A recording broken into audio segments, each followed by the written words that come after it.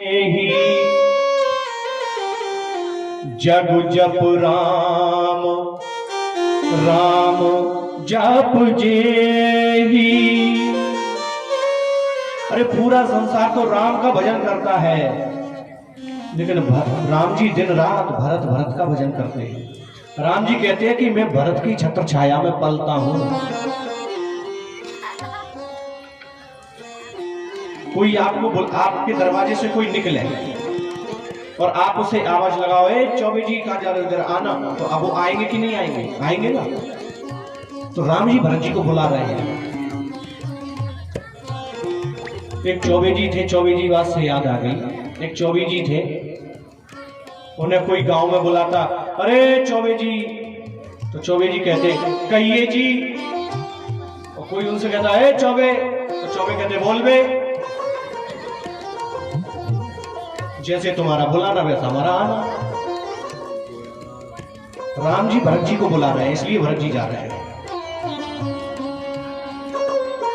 जैसे ही भरत जी आगे बढ़े तो कुछ बच्चे खेल रहे थे। बच्चों ने भरत जी को, शत्रुघ्न लाल जी को देखा, दौड़ करके गए अपने गांव में और अपने गांव के स्त्री पुरुष सबको बताया, अरे वो दोनों आ गए। कौन? जो अभी कुछ दिन पहले गए थे वो फिर आ गए, क्योंकि भरत जी की और राम जी की शकल बिल्कुल एक जैसी है। सारे गांव वासी दौड़ करके आए कि आज हमारे नेत्र फिर सफल हो जाएंगे। तो देख करके विचार करने लगे, बोले नहीं नहीं ये वो नहीं है। कुछ बोले नहीं नहीं वो ही है ये। कुछ कहते नहीं ये वो नहीं है। क्यों क्यों वो क्यों नहीं है?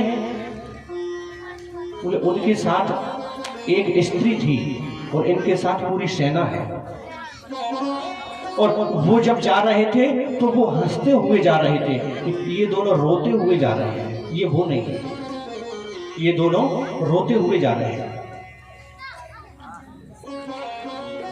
तो एक व्यक्ति बोला मुझे पता है ये कौन है। कौन है तुम बताओ? ये पहले वाले जो थे ना, वो घर छोड़ करके आए थे, और ये वो दोनों उनके भाई हैं, उनको मनाने जा रहे हैं। तो सभी नगरवासियों ने सोचा कि हम भी इस भीड़ में शामिल हो लें, क्या पता पड़ेगा किसी को, हम भी वहां पहुंच करके दर्शन कर लेंगे।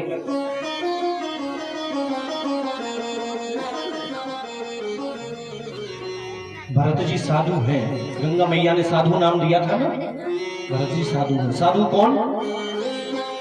जो इस पार वालों को उस पार वाले से मिला दे, वो साधु। जो जीव को जगदीश से मिला दे, वो साधु। जो आत्मा को परमात्मा से मिला दे, वो साधु। उसे साधु कहते हैं। साधु किसी वेश का नाम नहीं, किसी चोले का नाम नहीं। पीले कपड़े पहन लिए, जटाएं रखा ली, चंदन लगा लिया, साधु बन गए, ये साधु नहीं। 100 रुपए मीटर, 200 रुपए मीटर आता होगा, जाकर के तुम भी ले लो। 10 रुपए की चंदन की डिब्बी ले लो, 4 महीने बाल मत कटाओ, बाल अपने आप चोटी आ जाएगी।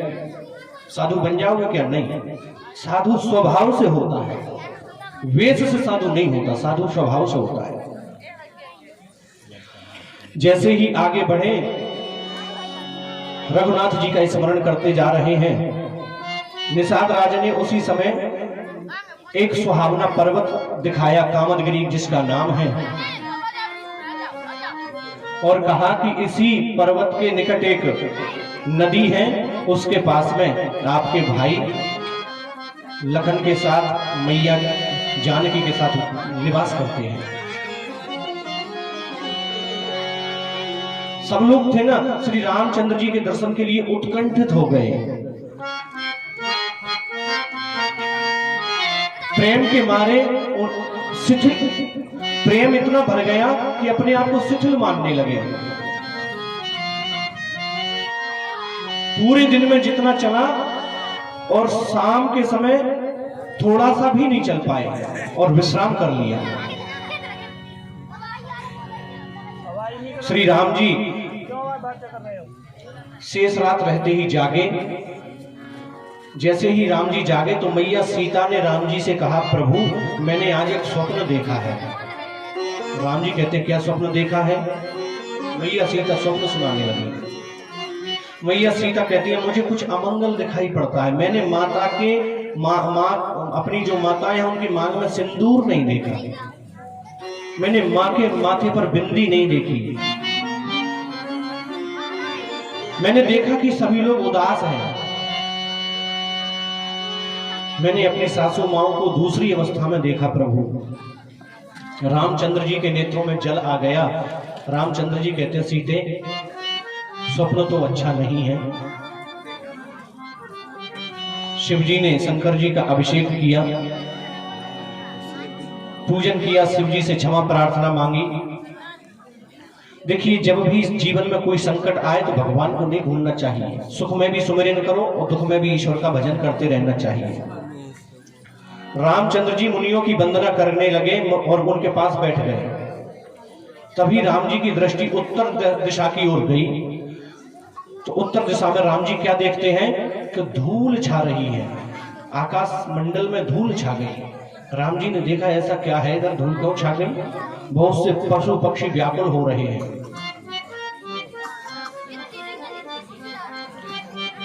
भीलों ने आकर के मेरे प्रभु श्री राम से कह दिया प्रभु आपके किसी भाई का नाम भरत है क्या? राम जी बोले हाँ हाँ भरत है, मेरे भाई का नाम भरत है। तो प्रभु भरत जी अयोध्या वासियों को लेकर सेना के सहित आपके पास आ रहे हैं। लक्ष्मण जी ने जो इतना सुना तो धनुष बाण निकाल लिया।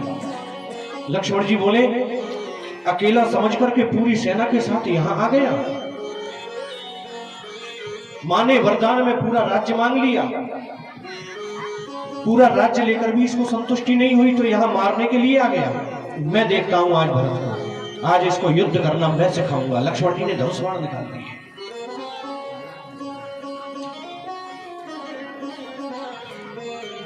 राम जी कहते हैं क्या कारण है, भरत क्यों आया है? राम जी चिंतित हैं।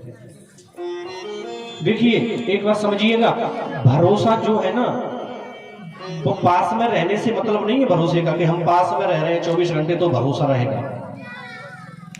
भरोसा एक अलग विषय है, विश्वास एक अलग विषय है। लक्ष्मण जी साथ हैं प्रभु के, फिर भी राम जी को लक्ष्मण जी पर उतना भरोसा नहीं है जितना भरत पर भरोसा करते हैं। शरीर भले ही दूर रहे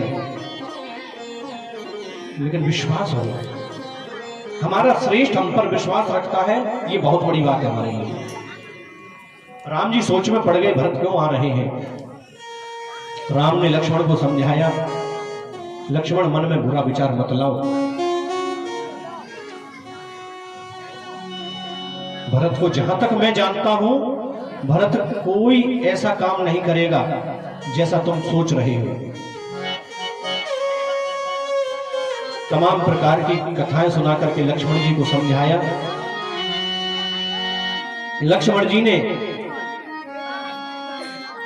क्षमा याचना मांगी राम जी से। इतने में आकाशवाणी हुई।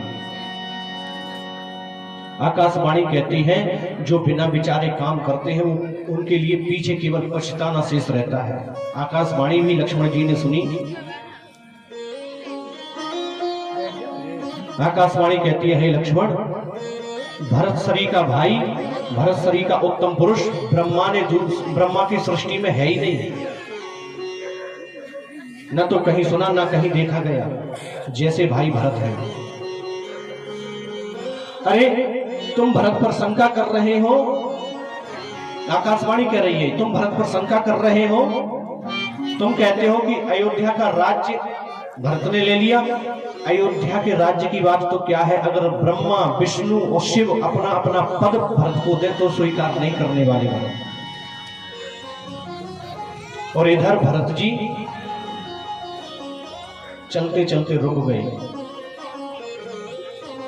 निषाद राज्य ने कहा कि क्यों भरत भैया क्या हुआ, रुक क्यों गए, चलते क्यों नहीं? भरत जी कहते हैं मित्र, मेरे कारण मेरे भैया अयोध्या छोड़ करके वन में आ गए, मेरे कारण। और कहीं मैं यहां भी अपने भाई के पास जाऊं तो मेरे भैया वन को छोड़कर कहीं और न चले जाएं, इस वन को भी न छोड़ दें। चित्रकूट छोड़कर कहीं और न चले जाए। भरत जी इसलिए रुक गए। भरत जी कहते नहीं नहीं, मैं नहीं जाता मिलने, मैं वापस अयोध्या चला जाऊंगा, कहीं भैया इसको भी छोड़कर न चले जाए। निषाद राज कहते कैसी बातें करते हो भरत मित्र। निषाद राज ने जबरदस्ती भरत जी का हाथ पकड़ा और ले जाने लगे।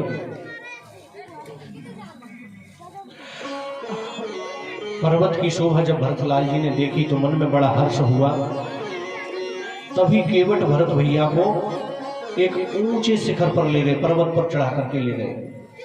और केवट जी कहते हैं भैया देखिए देखिए वो दिख रहा है ना वो वृक्ष, उस वृक्ष के पास में जो कुटिया बनी हुई है उधर, वहां पर श्री राम जी, मैया जानकी और लखन जी निवास करते हैं। वो स्वामी जी ने लिखा है अपनी लिखनी में, तब केवट ऊंचे चढ़ धाई, तब केवट ऊंचे चढ़ धाई, तब केवट ऊंचे चढ़ धाई, तब केवट ऊंचे चढ़ धाई, कहे भरत सन भुजा उठाई, कहे भरत सन भुजा उठाई, नाथ मेरी है बेटा को विशाला, नाथ देखी है बेटा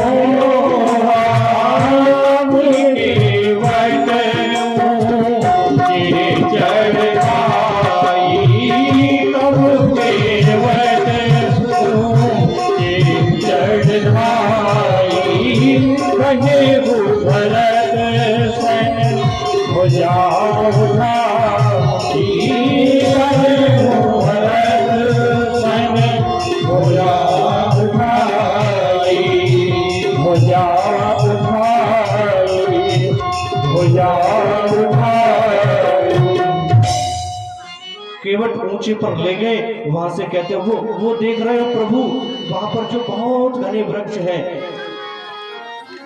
उन्हीं वृक्षों में एक वट वृक्ष है। वट वृक्ष के पास में प्रभु एक कुटिया बना करके उसमें निवास करते हैं। वहीं पर सुंदर एक वेदी बनाई है जहां नित्य हवन पूजन होम इत्यादि करते रहते हैं।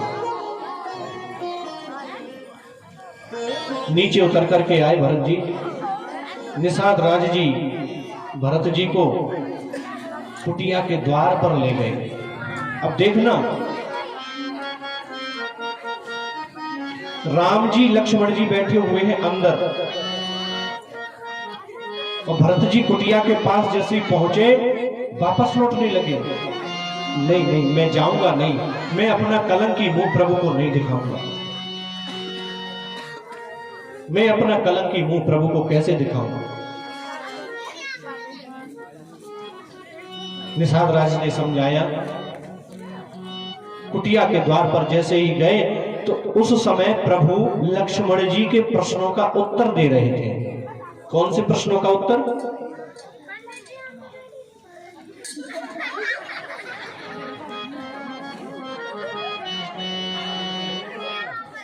राम जी उत्तर दे रहे थे। लक्ष्मण को जो शंका थी भरत के प्रति, उन्हीं प्रश्नों का उत्तर दे रहे थे।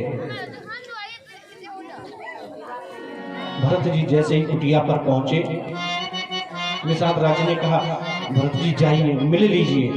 भरत जी कहते नहीं, नहीं जाऊंगा, बिल्कुल नहीं जाऊंगा, मैं कैसे दिखाऊं पापी मुख। खड़े थे भरत जी, और भरत जी ऐसे गिरे जैसे कोई लाठी को छोड़ दे, लाठी गिर जाती है, ऐसे भरत जी धड़ाम से गिरे। पाई नाथ कहीं पाई गुसाई, पाई नाथ कहीं पाई गुसाई, भूतल मरे हूँ लपट की नाई, भूतल मरे हूँ लपट की नाई, लपट की नाई, लपट की नाई। भरत जी गिरे, रोने लगे भरत जी। लक्ष्मण जी ने सुन लिया। आप क्या समझते हो, राम जी ने नहीं सुना? सुन लिया, राम जी ने भी सुन लिया। तो राम जी क्यों नहीं उठे? राम जी इसलिए नहीं उठे कि राम जी लक्ष्मण को बताना चाहते थे, लक्ष्मण ये वही भरत हैं जिनके बारे में अभी तुम मारने की बात कर रहे थे, ये वही भरत है। लक्ष्मण जी को बड़ी लज्जा आई अपने ऊपर, प्रभु मैंने क्या कर दिया, मैंने अपने भाई के बारे में क्या सोचा। लजायमान हो गए लक्ष्मण जी, प्रभु क्षमा कीजिएगा। अब प्रभु उठे तो चार चीजें प्रभु की गिरी। क्या क्या? उठे राम सुन प्रेम अधीरा। कौन कौन सी चार चीजें गिरी? कहूं पट, कहूं निसंग, धनु तीरा। ये चार चीजें गिरी। ये चार चीजें क्यों गिरी? क्योंकि भरत जी चार चीजों का त्याग करके आए थे। भरत जी ने त्याग किया था धर्म, अर्थ, काम, मोक्ष, चार चीजों का त्याग किया था, चार पदार्थों का त्याग किया था। जितना त्याग भरत जी करके आए हैं, भगवान भी उतना ही त्याग करके भरत जी से मिलने जा रहे हैं। क्या क्या गिरा था? पट। देखिए, जितनी तेजी से आप प्रभु की ओर दौड़ोगे, प्रभु उससे भी ज्यादा तेज आपके लिए दौड़ कर आते हैं। कहते हैं ना, जो तू आवे एक पग, भगवान कहते हैं मैं आऊं पग 60। सरल बनिए प्रभु के लिए।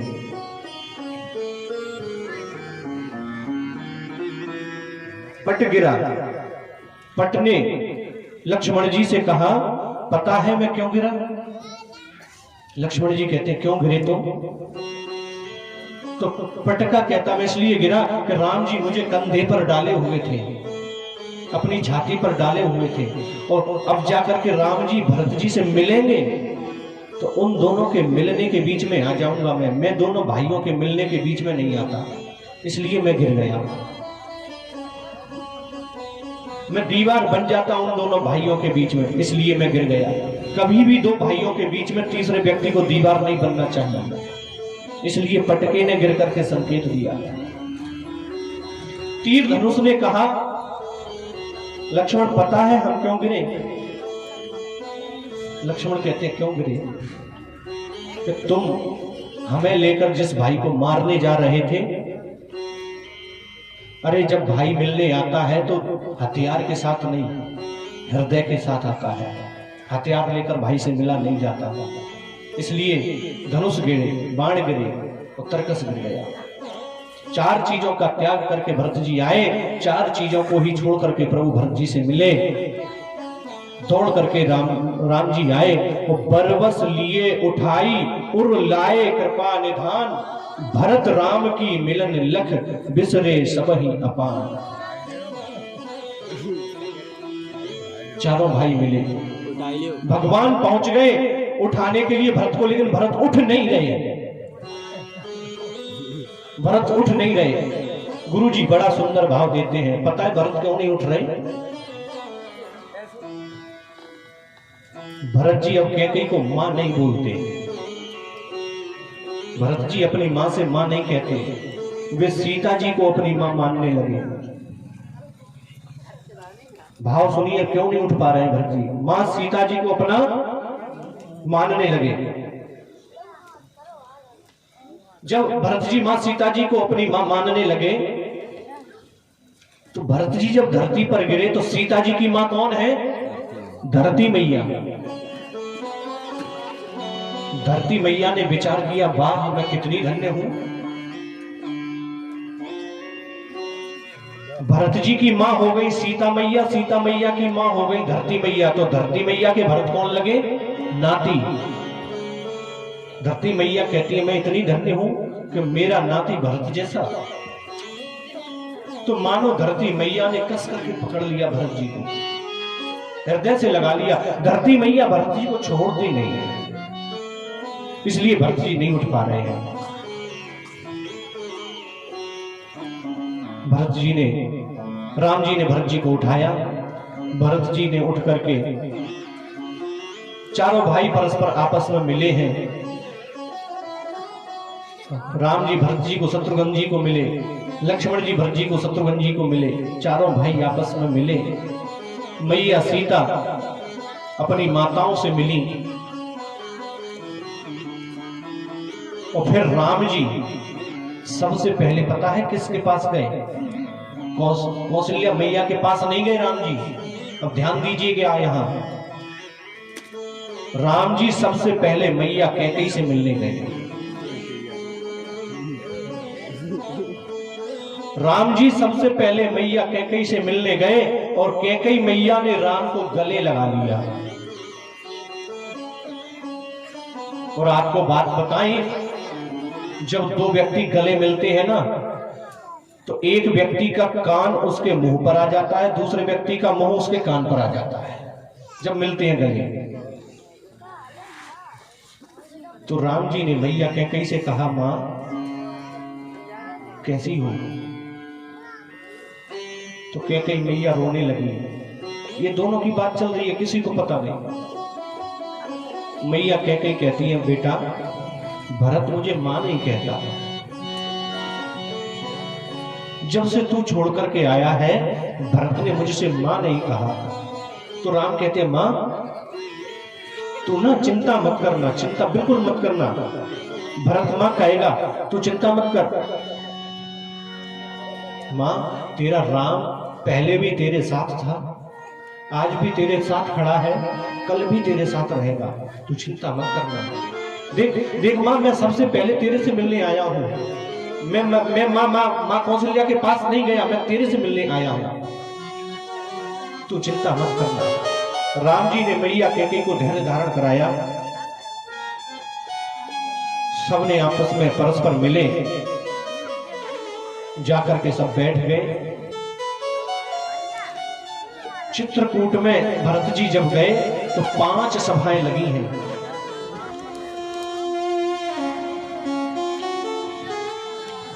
गुरु वशिष्ठ जी बैठे हैं, 5 सभाएं लगी। जैसे ही सब लोग बैठे तो यहां पर वशिष्ठ जी ने राम जी को दशरथ जी के मरण की बात बता दी। मरण हेतु निज नेह विचारी। तो जैसे ही दशरथ जी के दिवंगत होने की बात राम ने सुनी, भे अति विकल धीर धुर भारी, राम जी रोने लगे। जैसे ही पिताजी के मरण की बात सुनी, राम इतना रोए कि मानो पिताजी आज ही प्रयाण किए हो, मानो पिताजी ने आज ही शरीर छोड़ा हो, इतना रोए। जब राम जी रोने लगे तो लखन लाल रोने लगे, भरत रोने लगे, शत्रुघ्न लाल रोने लगे, मैया सीता रोने लगी और तीनों माताएं रोने लगी। पूरा परिकर रोने लगा, पूरा परिकर विकल हो गया, बेहाल हो गया। उस दिन किसी ने एक जल की बूंद भी ग्रहण नहीं करी। सबने उपवास रखा। राम जी ने दशरथ मरण की पूरी प्रक्रिया जो होती है एक व्यक्ति के शांत होने की, 2 दिन तक उसका पालन किया। 2 दिन बाद गंगा मैया में स्नान करके अपने आप को पवित्र किया।